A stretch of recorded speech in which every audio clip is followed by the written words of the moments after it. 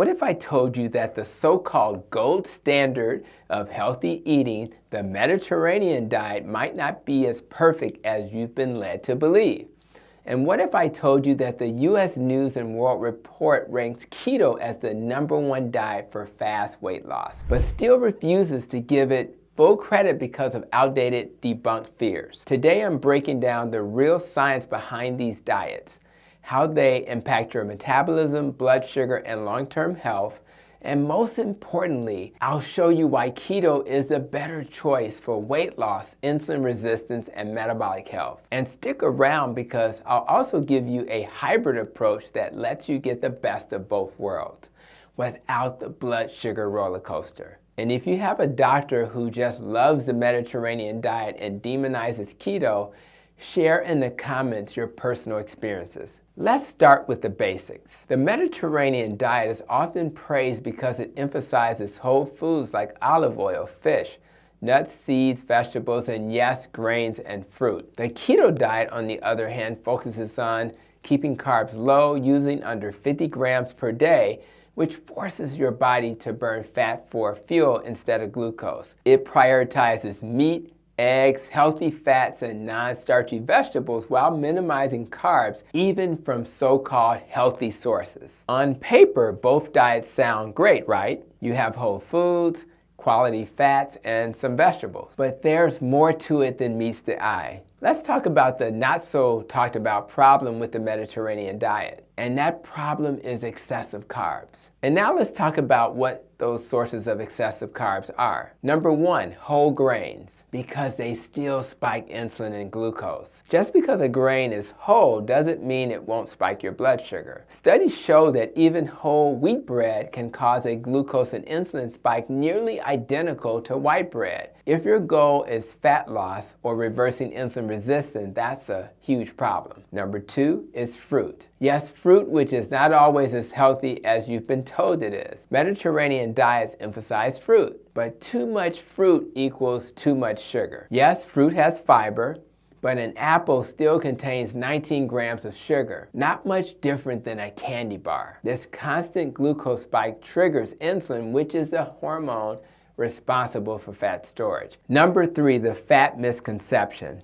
The Mediterranean diet favors olive oil but demonizes saturated fat found in butter, eggs, and red meat. But guess what? The fear of saturated fat causing heart disease has been debunked in multiple studies. A 2020 meta-analysis in the Journal of the American College of Cardiology found zero correlation between saturated fat and heart disease. Number four, beans. Yes, these are high in fiber, and subtracting the fiber will end up with a smaller net carb number, but the reality is that beans can have anywhere from 25 to 40 carbs, which really increases your carb intake. So if you're normally having beans in your favorite chili dish, you may want to consider a low-carb alternative by either reducing the beans or just completely taking them out of the recipe. Now let's contrast the Mediterranean diet with the keto diet. The first thing to consider is that keto prevents blood sugar and insulin spikes. When you eat carbs, glucose floods your bloodstream, forcing insulin to clear it. If you eat carbs too often, your cells become insulin resistant, meaning insulin stops working properly. This is how fat gain, diabetes, and metabolic disease starts. A low-carb or keto diet keeps insulin low, allowing fat to be burned instead of stored. The second thing to know is that keto increases fat burning, which is called lipolysis.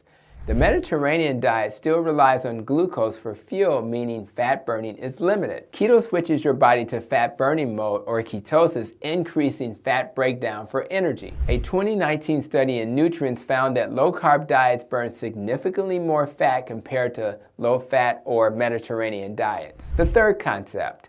Keto lowers inflammation and oxidative stress. And excess glucose leads to glycation, a process where sugar binds to proteins and ages your cells faster. Keto reduces oxidative stress by lowering blood sugar, insulin, and inflammation. Keto significantly reduces markers of chronic inflammation. Here's the fourth concept.